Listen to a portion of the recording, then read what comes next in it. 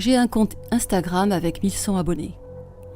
Je l'ai rendu public pour que n'importe qui puisse venir sur ma page, regarder mes photos, les liker et y mettre des commentaires. Très souvent, j'y trouvais des gens dont j'ignorais tout, en train de liker et de commenter celle-ci, mais l'un d'eux s'était démarqué du lot. Je me souviens de son premier commentaire. Sur une de mes photos, j'étais à la plage avec une de mes amies et évidemment je portais un maillot de bain. Sur cette photo, j'avais à peu près 11 commentaires, mais l'un d'eux provenait de quelqu'un que je ne connaissais absolument pas et dont le propos était suivi de 3 emojis flammes. J'ai cliqué sur son profil. Il avait 3 photos, 80 abonnés et il suivait plus de 200 personnes, moi inclus. Toutes ces photos étaient des selfies et cela me semblait bizarre qu'il s'intéresse à mon profil, puisqu'il avait l'air d'avoir 40 ou 50 ans. Quoi qu'il en soit, ça ne me dérangeait pas. Il fallait bien que ça arrive à un moment donné. Cependant, après cette photo, cela a commencé à devenir quelque chose d'habituel, à partir de laquelle cet homme s'est mis à commenter chaque nouvelle photo que je postais. Sur un des commentaires, on pouvait lire « Chaude ». Honnêtement, ça me rendait un peu mal à l'aise. Mais 2 jours plus tard, après avoir posté ma photo suivante, l'homme en question ne fit pas de commentaire, mais au lieu de cela, il m'envoyait un message direct qui disait « Hey, je voulais juste te dire que tu es belle, même si j'ai 30 ans de plus que toi, lol. » Je lui répondis dans la foulée « Lol, merci », tout en m'étonnant moi-même de lui avoir répondu aussi facilement. La plupart des gens l'auraient probablement ignoré. Et après, il me l'a joué avec « Je tuerais pour rencontrer une fille comme toi. » Puis, 10 minutes plus tard, je l'ai finalement remercié tout en espérant qu'il ne dirait rien d'autre. Mais en fin de compte, il me renvoyait un autre message qui disait « Peut-être qu'un jour je te rencontrerai, lol. » Je ne répondis pas à ce message-là, car tout ce qui concernait ce type suscitait en moi une forme d'appréhension. Mais je ne l'avais pas bloqué pour autant. Je m'étais dit pourquoi me débarrasser d'un abonné et de likes gratuits. Je n'ai plus entendu parler de lui jusqu'à ce que je publie une nouvelle photo de moi et de ma sœur Carole devant notre maison. Et là, il glissa rapidement un commentaire sur la photo en disant « Toi et ta sœur, vous êtes si mignonne. » suivi d'un emoji hot dog et d'un personnage silence. Maintenant, c'en était trop pour moi. C'est alors que je décidai de retirer son commentaire et de le bloquer. Plus tard, dans la journée, Carole et moi étions seuls à la maison. J'étais dans la salle de bain en train de me faire mes ongles afin de me préparer pour sortir. J'avais remarqué par la fenêtre une voiture que je ne connaissais pas, arrêtée devant la maison. On ne pouvait distinguer que l'avant de la voiture, car le reste était couvert par le buisson qui sépare notre cour d'entrée de celle de nos voisins. Les phares de la voiture étaient éteints, mais je n'avais vu personne sortir de celle-ci. J'en avais pris note uniquement parce que nous sommes situés sur une voie sans issue et par conséquent, il n'y a jamais beaucoup de passages.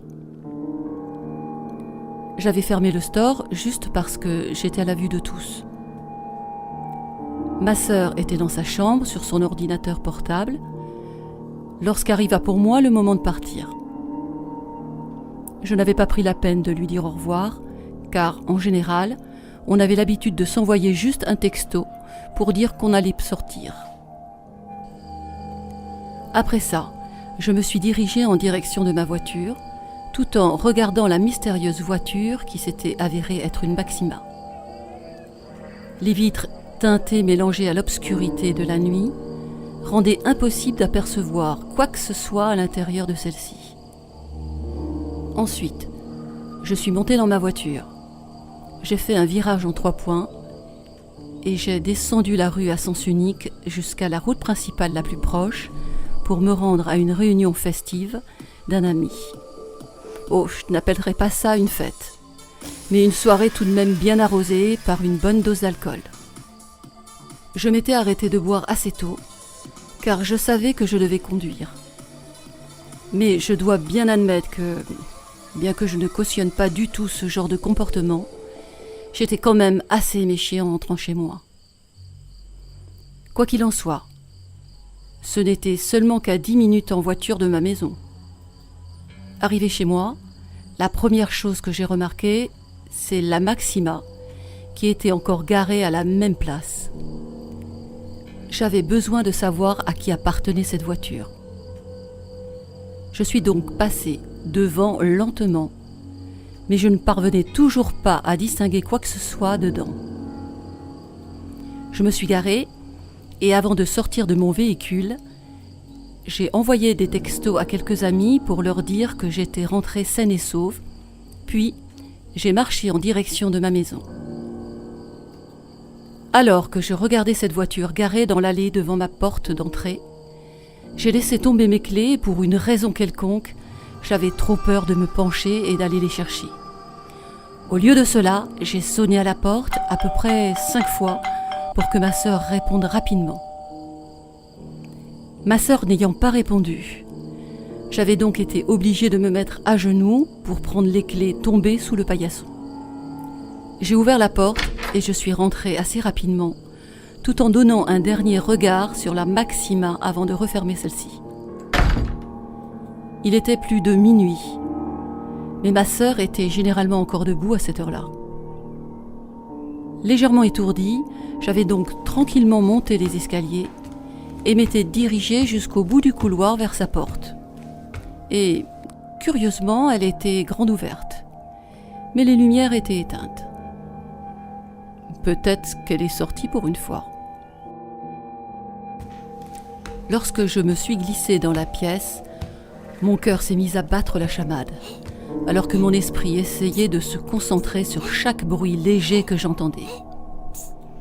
Il m'avait fallu un certain temps pour réaliser qu'il s'agissait d'un chuchotement et que ce chuchotement provenait de ma sœur.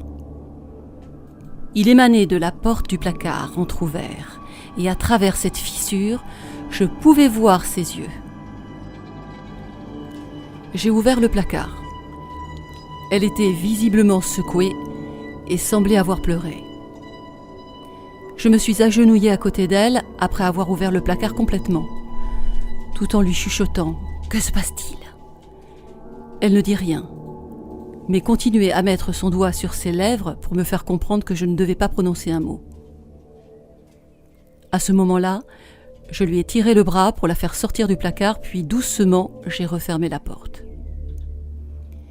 Mais cela avait dévoilé la présence de quelqu'un dans la chambre, positionné debout, au beau milieu de celle-ci.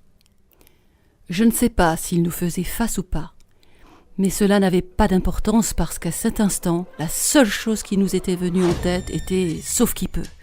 Nous hurlions toutes les deux, tout en courant ensemble. Je pouvais sentir les vibrations et les secousses que cet homme provoquait dans l'air qu'il déplaçait en nous poursuivant à grands pas lourds. Nous sommes allés directement à la voiture. À une seconde près, je réussis à verrouiller les portes avant que l'homme qui nous poursuivait ne puisse essayer de les ouvrir. C'est au moment où il réalisa qu'elles étaient fermées qu'il commença à taper sur la fenêtre avec son épaule pendant que ma sœur était en train de crier et de gémir, ne faisant qu'aggraver la situation. Malgré la violence des événements, je réussis quand même à faire le lien. C'était le même homme qui m'avait harcelé sur Instagram. Je me suis mise à faire un demi-tour serré, tout en klaxonnant constamment afin d'attirer le plus d'attention possible des voisins. Et ça a marché. Parce qu'il est monté dans sa voiture, qui était bien la Maxima de tout à l'heure, a tourné puis a également fait un demi-tour serré. Au début, nous pensions qu'il nous poursuivait. Ensuite, il est passé devant nous pour s'engouffrer dans une autre rue jusqu'à ce qu'il disparaisse de notre champ de vision. À ce moment-là, nous avons fait demi-tour et sommes retournés à la maison. J'ai appelé nos parents et ensuite la police. La police avait découvert comment cet homme avait réussi à entrer par effraction par la fenêtre située au 2e étage et il s'est avéré qu'il avait utilisé une échelle pour grimper jusqu'à la fenêtre. J'ai expliqué à la police qu'il me traquait sur Instagram et qu'il avait dû trouver mon adresse sur une photo où ma sœur et moi posions devant la maison sur laquelle apparaissait le numéro de celle-ci, que l'homme avait dû certainement repérer. J'essayais d'aider la police en leur donnant l'Instagram de l'homme.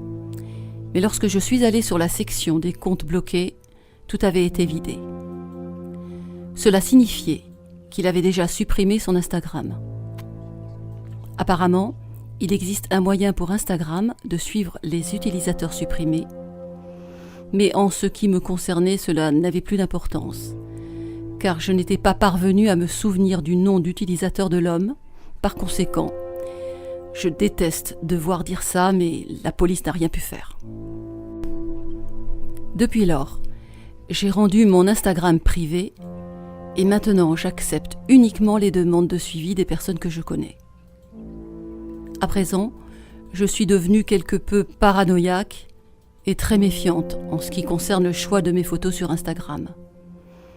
Dans la mesure où celle-ci pourrait, par inattention, s'avérer plus révélatrice que je ne l'aurais prévu.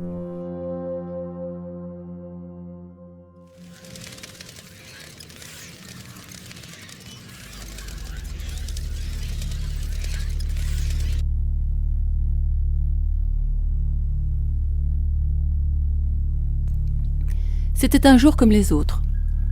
J'étais assise dans ma chambre à lambiner lorsque je reçus une notification d'Instagram me signalant que j'avais un nouvel abonné. Ça ressemblait à l'un de ces comptes précaires semblables au spam. Le nom d'utilisateur était TY13053.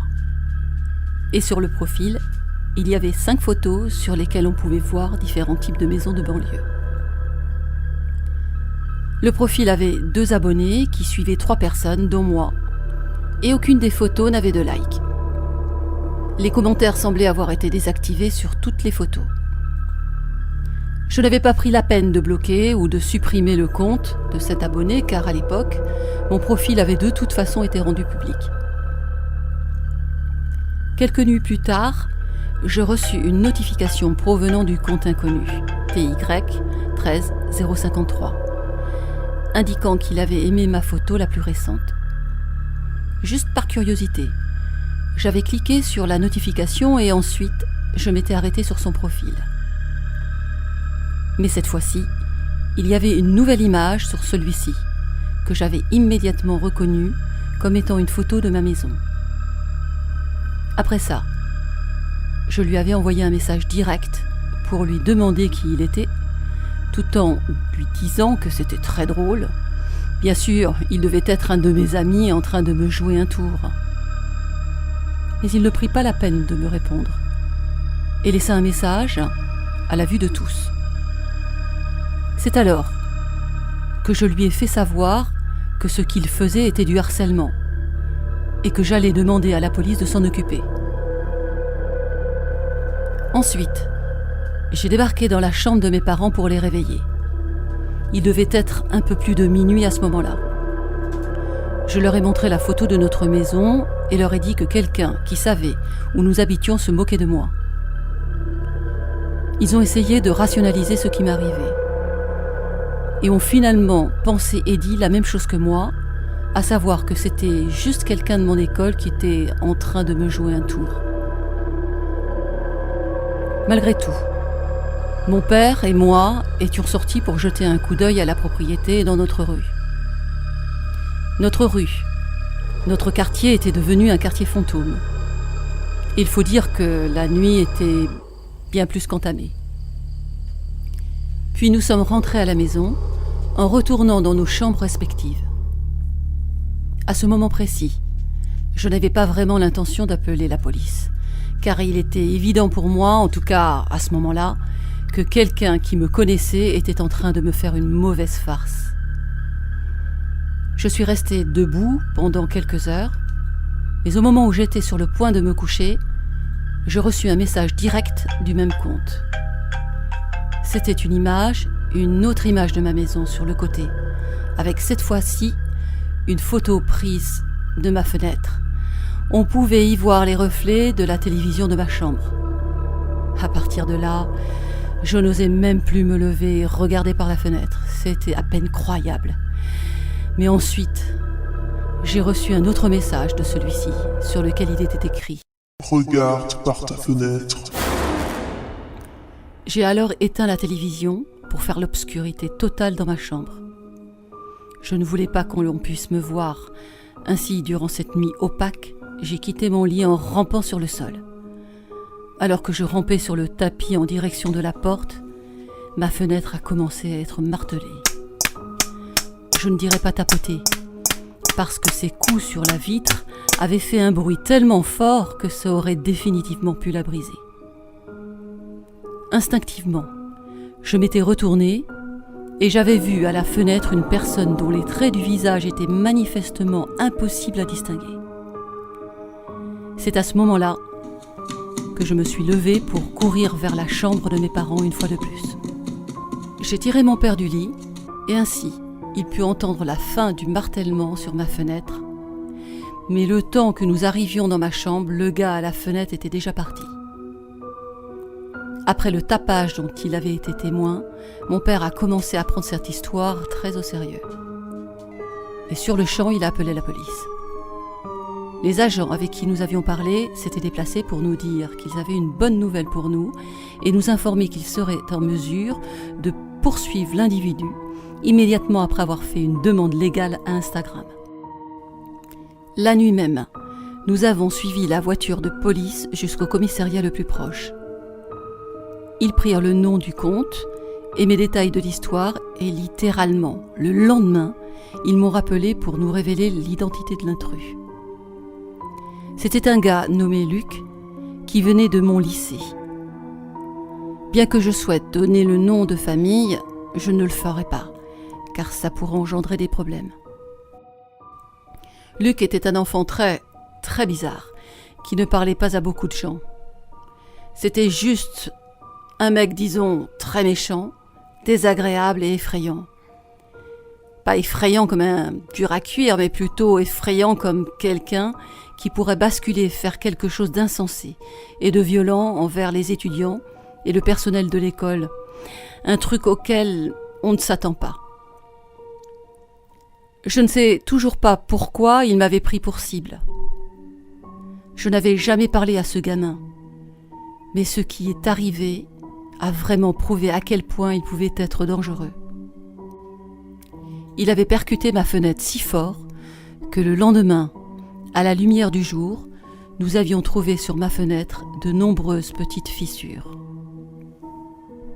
Quelques jours plus tard, la police l'a arrêté et accusé de harcèlement et de tentative d'introduction par effraction. Toi et ta sœur, vous êtes si mignonnes.